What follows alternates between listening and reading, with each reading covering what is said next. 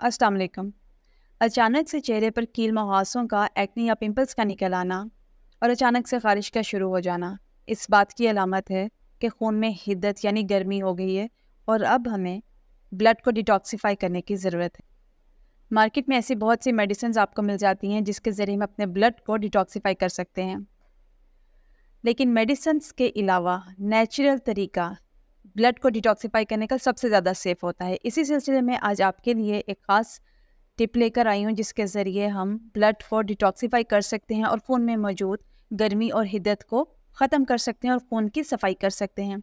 इसके लिए हमें चाहिए एक दरमियाने साइज़ का चुकंदर, ताज़ा हल्दी की जड़ का 1 इंच का टुकड़ा या फिर आधा चम्मच हल्दी पाउडर, मुट्ठी भर ताज़ा हरा धनिया और 1 कप पानी। चुकंदर और धनिए को अच्छे से धोकर काट लें और ब्लेंडर में डाल लें। साथ में हल्दी भी ऐड कर लें और 1 कप पानी डाल के इन तमाम चीज़ों को अच्छे से ब्लेंड कर लें। ये आपका डिटॉक्स जूस तैयार है।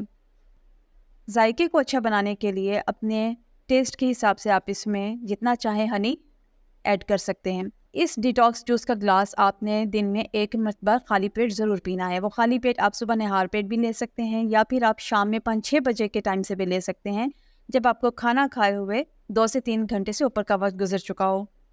चुकंदर जिगर को साफ़ करने की सलाहियत रखता है।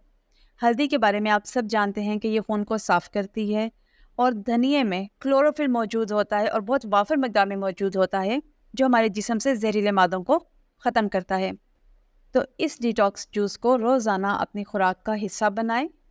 1 हफ़्ता इस्तेमाल करने से आपको वाज़ेह नताइज नज़र आएंगे। अगर आप हमारे चैनल पर न्यू हैं तो चैनल को सब्सक्राइब कर दें और वीडियो अगर पसंद आए तो लाइक और शेयर ज़रूर करें।